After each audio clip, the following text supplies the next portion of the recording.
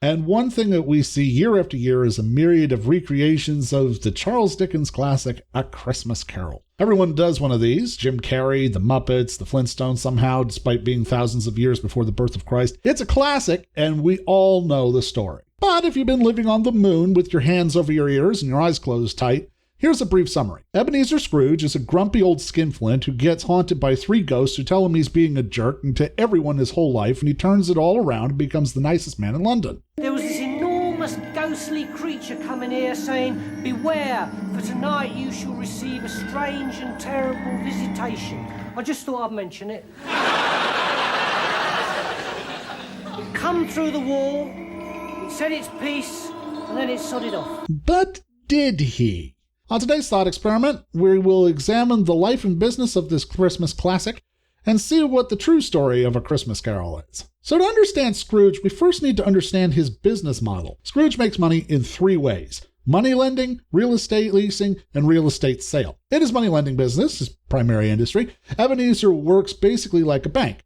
Clients come to him if they need money. He offers them a loan of a sum of money that they pay back with interest after a certain agreed-upon period of time. Where people run into problems with Ebenezer's business is that when they borrow money, they can't pay back, and at that point, Scrooge can foreclose on his clients' assets to recover the value of his loan, meaning he can take their business, their house, or whatever else they own to recompensate their debt. Obviously, no one likes debt collectors, and taking someone's house and booting them out in the street seems very harsh. But remember, all of Scrooge's clients knowingly agreed to the terms Scrooge proposed when they entered into a contract with him. Sort of like a Victorian Squid Game. You know you're going to suffer, you're just rolling the dice that you'll come out ahead. Foreclosure is what drives the second of Scrooge's business models, selling homes. If one of Scrooge's clients reneges on their debt and loses their house, Ebenezer now finds himself in possession of a house he can't use and will have to pay taxes on. So, instead, he offers the house for sale. Potential buyers probably won't be able to buy the house outright, since even in Victorian times, houses were very expensive. So Scrooge would offer a mortgage. Now, today,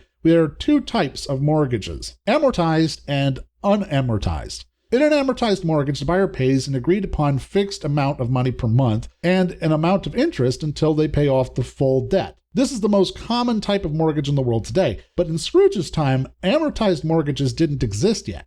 In Victorian England, Ebenezer would be dealing with unamortized mortgages, where the buyer has an agreed-upon period of time to come up with the full amount of the loan and the interest and then pay it off all at once. The big reason that Scrooge is foreclosing so heavily at Christmas time is because such mortgages usually came due at New Year. Christmas is a very busy time for us, Mr. Cratchit.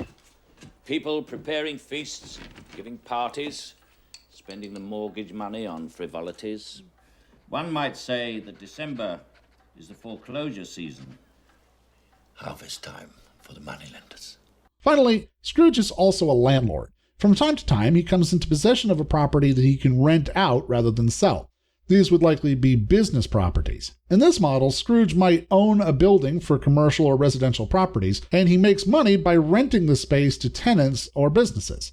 In either case, the client leases the property from Scrooge and then agrees to pay a prescribed rent every month. In the case of businesses, it may be that the rent is a portion of the business's profit, but in either case, if the client cannot pay, they may be subject to foreclosure and/or eviction. So Scrooge does this sort of business, and yes, is greedy, covetous, and miserly, and does not allow any tolerance in the terms and leases, mortgages, and contracts that he makes with his clients. But at the end of the day, whether people come up a winner or a loser with Ebenezer, the fact still remains that all of them legally and contractually agreed to his terms when they entered into business with him. So buyer beware. But of course, Ebenezer gets the sin scared out of him by ghosts of the Christmas past, present, and future, and becomes one of the warmest and kindest men in jolly old London. He tears up people's contracts, excuses mortgages, throws his money at everyone walking by, and in general becomes the embodiment of the Christmas spirit all year round. It makes for a nice, happy ending to the classic Christmas story, but it does mean a rather nasty turn for his business, and by extension, Mr. Bob Cratchit and his family.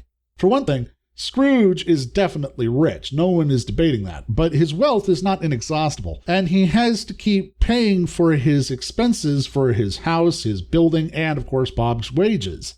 And if he keeps going the way he is at the end of the book, he's going to burn through all of his capital in very little time. Also, by nullifying all of his contracts and effectively giving away all of his services he offers, he is knocking out the keystone of his business. And since Scrooge made Bob Cratchit a partner at the end of the story, his sinking the business will suck Bob down into the financial ruin with him. Who's going to pay for Tiny Tim then? Nobody, that's who. If word gets around that Ebenezer is a moneylender who will not pressure you to ever pay back the money he lends, then he becomes a doormat, and everyone looking for a handout will be knocking at Scrooge's door. Like it or not, debt collectors have their parts to play as well.